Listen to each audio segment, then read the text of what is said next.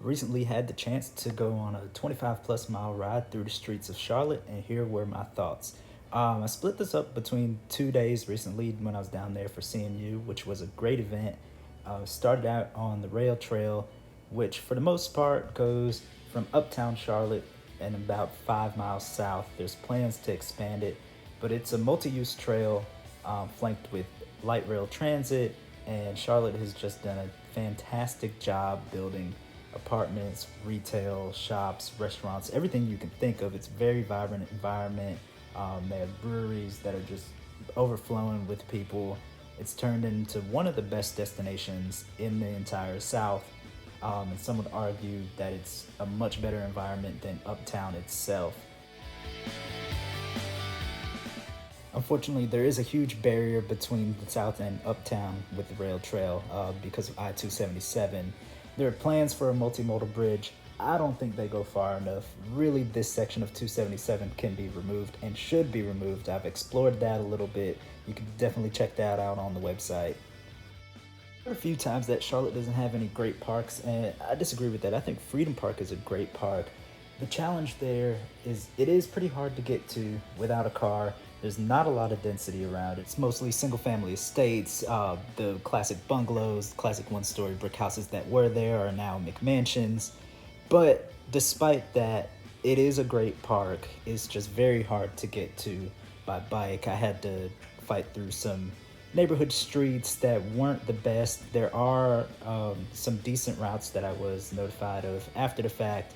Also, there's a pretty major Greenway closure right now that made things very hard. I had to go down a 4-lane road, ended up going on the sidewalk for most of it. One of my favorite stretches of Greenway that I've seen anywhere happens to be the Little Sugar Creek Greenway just east of Uptown. This thing has to be at least like 20 foot wide, tree lined, lots of monumental elements. There's a little bit of trail oriented development, really lush green spaces, really a good environment that I think people are definitely sleeping on. There's not a lot of people that use it. It's kind of out of the way. Also, that earlier detour I showed you is really kind of cutting things off, but really would like to see this used more because it's a gift. It also produces some of the best views of the city anywhere around. The great neighborhood is Plaza Midwoods. They have a lot of shops and restaurants. They have some more building going on, a lot more housing coming in. It's just extremely hard to get to from the way I was coming. You could come down the plaza's protected bike lanes, but that was kind of well out of the way for me. And I ended up just walking down Central Ave. Some really bad conditions at the railroad crossing. Unfortunately, city, state can't do anything about that. Railroad is its own entity. Good luck working with them. Continuing up Little Sugar Creek passes by lots of very interesting tunnels.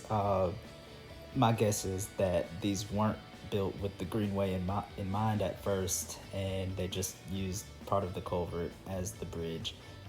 Lots of green space, lots of parks, some very nice skyline glimpses.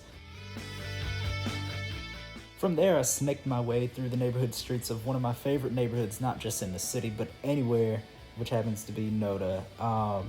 Just a fantastic mix of housing, anything from old bungalows, old single-story houses, duplexes, townhomes, new builds, apartments, loads and loads of TOD coming in near the train stations. I believe there's about 4,000 units either planned or in progress right now.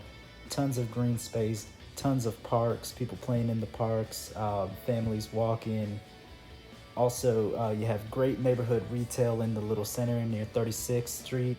Just seems like a fantastic place to live, a fantastic place to either raise a family, to live alone, live a car-free lifestyle, live a car-light lifestyle, easy access to Uptown, easy access to South End, easy access to the train. Just an overall really cool place. It really seems to draw me in every time I go to Charlotte.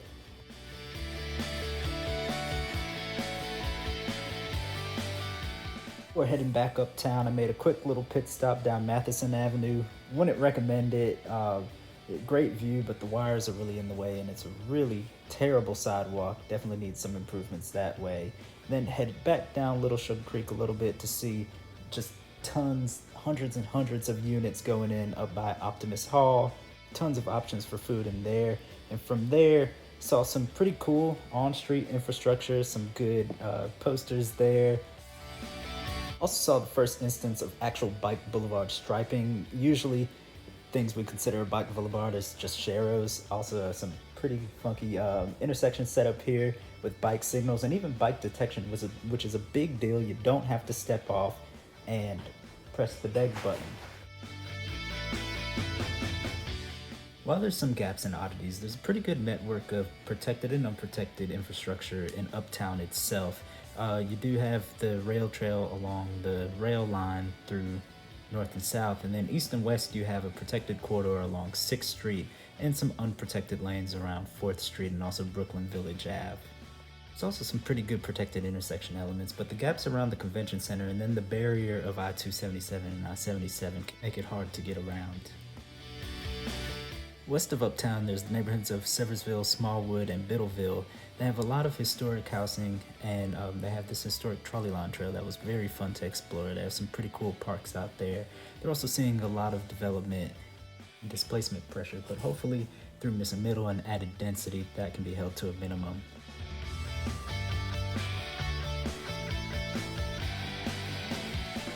Thank you all for watching. Please don't forget to like and subscribe. See you next time.